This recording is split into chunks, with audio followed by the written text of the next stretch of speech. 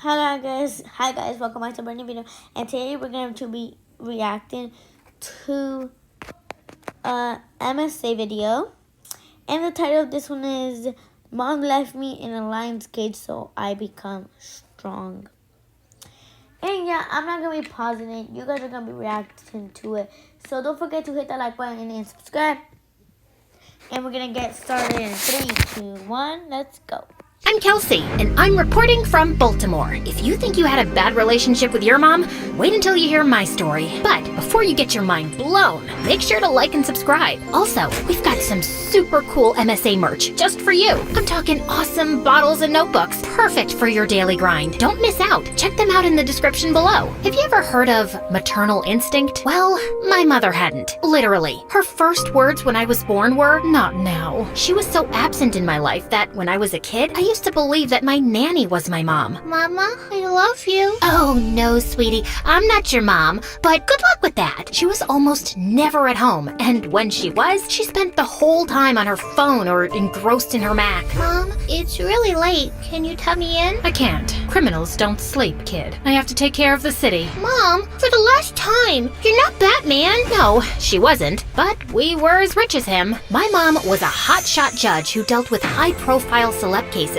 and was always on the news. She was like a celebrity, so we lived in a huge house and she drove a shiny Rolls Royce. My childhood was like a big winning streak. Fancy gadgets and futuristic toys. Check. Anything to mute the tiny human. Private visits to the planetarium and zoo? Check. Are you sure I can't just leave her here? That's the lion's cage? Is that a no? Despite the money, my life was far from being great. I didn't want expensive toys. I just wanted my mom to give me a little attention. So, since I was a kid, I tried to get it any way I could. Let's just say I was a bit of a troublemaker. One time, when I was visiting mom at work, I got bored of finger painting and went to her office, which was strictly off limits to me. You can probably guess what happened next. I took my finger brushes and turned her aesthetic office into a huge 4-dimensional twister board. She didn't yell at me at that time, but I did hear her scream at the nanny who was supposed to be looking after me. I told you never to lose sight of her. You're fired. A few years later in school, this girl was breaking into some teacher's office. She began to shuffle through everything in search of some papers. I noticed her shoelaces were untied, so I walked into the office to warn her. "Hi, your shoelaces," but when she heard my voice, she got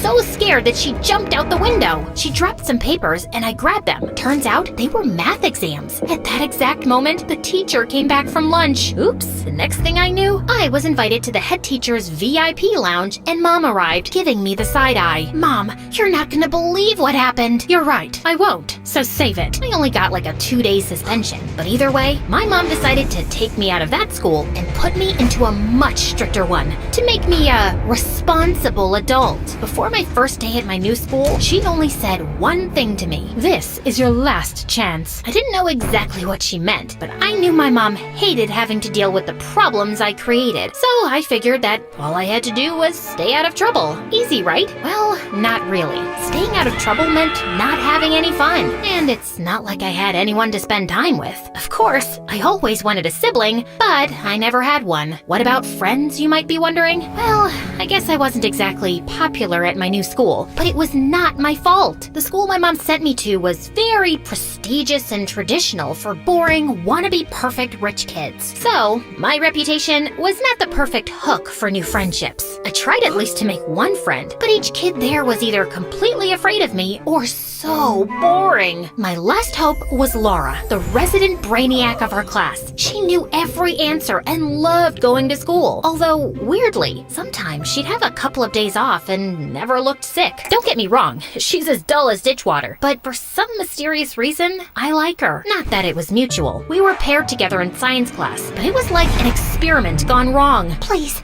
I can't be with her. I can't get into trouble. Come on, we're gonna have fun! I tapped her on the shoulder to encourage her, but that made her drop the test tube she was holding. Luckily, it wasn't that toxic.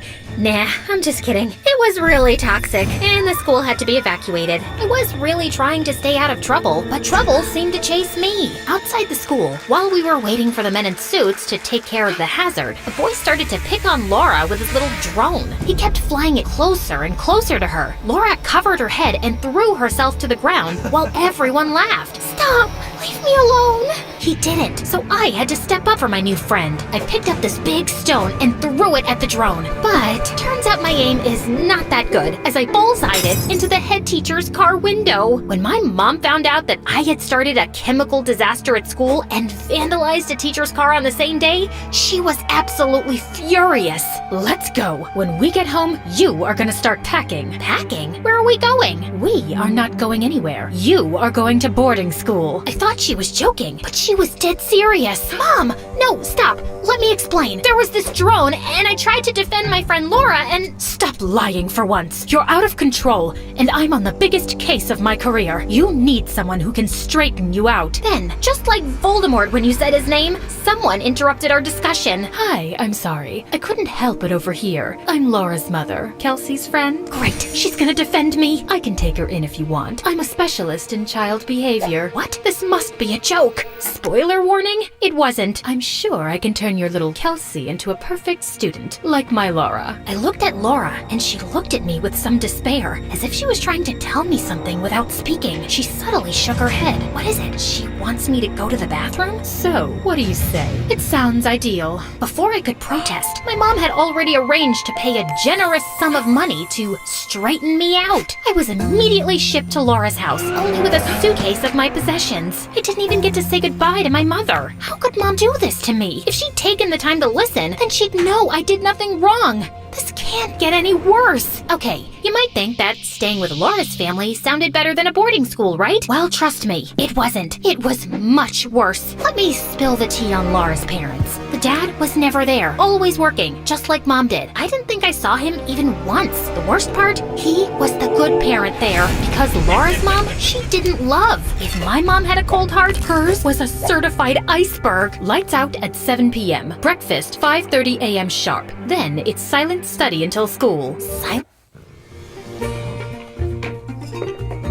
With Chewy, it's easy to get the brands they crave. And study? Talking unless invited means losing privileges. After school, it's silent study again until dinner. When can I use my phone? Breakfast, 4:30 a.m. tomorrow. Wait, what? But 3:30 a.m. for both of you. Then I saw Laura with her finger over her lips, desperately trying to get me to shush. Hand me your phone. All social networks are completely banned. What? I can't miss my daily dose of MSA. I need to get out of here, and fast. I thought being Laura's roommate would help in devising an escape plan, but to my surprise, Laura was used to this. She can't starve us whenever she wants. Shush, she'll hear. She has supersonic hearing. Come on, don't be ridiculous. Breakfast at 2:30 a.m. tomorrow. Darn! In the next couple of days, things went from bad to worse. I tried to talk to Laura in science class. Can't you see how wrong this is? Kelsey, please, just don't make it any worse. I was actually considering trying to get used to that new lifestyle, but then Laura's mom took it too far. I had been studying for an age, and quick note, wow, it's amazing what you soak up when you actually study. But anyway, I needed soda, and Laura gave me a death stare when I snuck out of our room. When I got to the kitchen, all the cupboards and fridge were locked with Fort Knox level security. Then I was caught red-handed. No wonder your mother gave you away. Hey, don't bring my mom into this. She couldn't deal with you anymore, so she quit on you. I couldn't stand her anymore. Shut up, you meanie. Maybe I didn't say meanie. You are not going to disrespect me in my own house. To the study room for the night. The study room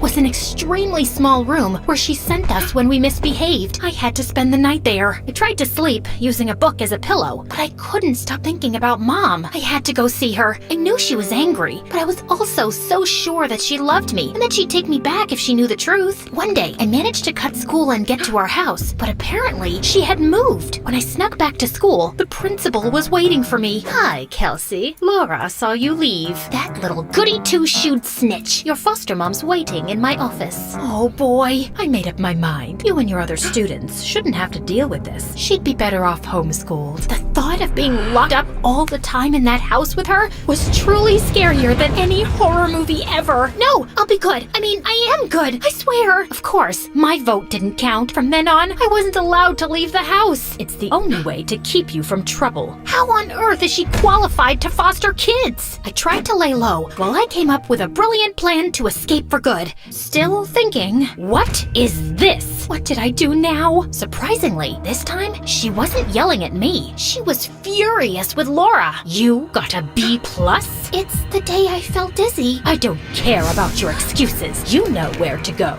Laura headed straight to the study room. I was still angry at her for ratting me up, but after she spent the whole day there, I started getting worried. I decided to sneak her some food. I'm going to get help to escape. I may need you to cause a distraction. Are you out of your mind? Just leave me. Laura, you don't deserve this. My mom will take us both. When she knows the truth, she'll be so happy to have me back. Laura remained silent and refused the food. After 2 days of being locked in the study room, Laura was released. I guess that explains her absences from school. Sometime later, I asked her how she was able to stand so much time locked up in there without losing her mind. I just draw things on the wall and time goes by. As you can see, things in that house were absolutely crazy. Finally, some days later, my ticket to freedom presented itself. Her mom was out somewhere, and all the windows and doors were on lockdown, but I managed to break one like a superhero. First, I went to school to tell them what was going on, but let me tell you, being a hero is a thankless job. The head teacher looked at me like I was pitching a school play on Mars. Let me call your foster mom. With my superhero escape plan foiled, I had no choice but to step out the window quickly. Next destination, the police station. Go, now, or I'll have you arrested for wasting police time. I seriously must have one of those faces. Nobody believes me. There was only one person who could save me and Laura, my mom. I ran to the court, stayed low, and waited hours until I saw her getting out of a fancy car. Wow, she has bodyguards now? I did my best to get her attention. Mom, hi, Mom! Mom! But it was useless. She didn't notice I was there. Some things never change. When she disappeared inside the building, I snuck into the place hoping no one would recognize me. Soon, I found Mom. She was in court with her gray wig on and in the middle of a trial. I decided to wait until the trial was over to avoid interrupting her work. I knew she hated that more than anything else in the world. See, I can be a good girl. However, it was all so boring. It was so obvious that the guy with the mobster tattoos who appeared on the tapes was the bad guy, and there was no plot twist. After a while, I just fell asleep. Waking up at 4:30 in the morning was too hard for me. A little later, someone grabbed me by the arm and woke me up. I thought it was my mom, but when I opened my eyes, to my shock, it was Laura's mom. Come on, your mom spotted you and told me to get rid of you. She did see me? Can't you understand that she doesn't want you anymore? Laura's mom tried to silently pull me out of the courtroom, but I let go and hopped up on one of the seats. Mom, you gotta help me. Laura's mom is a psycho. Everyone turned to look at me. She forces us to study all day, and when we're bad, she locks us in a tiny room. You have to believe me. Please, Mom, I love you. Mom looked at me in embarrassment, showing no hint of compassion. I'm sorry, everybody. My daughter is a troublemaker, addicted to lies. I should have sent her to boarding school. I could hear my heart breaking. I knew my mom was mad at me, but at that moment, I understood that she didn't love me, not even a little bit. Laura's mom grabbed my arm again to pull me out of there. This time, I didn't resist. I was completely defeated. But right at that moment, Kelsey is telling the truth. Everything she said is true. everybody, including myself, now turned to look at Laura, who was standing on some seats a few rows behind me. I hadn't noticed, but her mother had brought her with her. Laura! My mom is a monster. Please help us. Laura! Shut up, or you will spend a month in the study room. The whole courtroom gasped, just like in a real courtroom drama. One of my mother's security guards grabbed Laura and was ready to pull her out of the courtroom, but I broke free from Laura's mom's grip and jumped onto him to help her. Chaos followed as the rest of the bodyguards, along with our mothers, stepped in to catch us, while Laura and I scurried around the room. Go, girl! Run!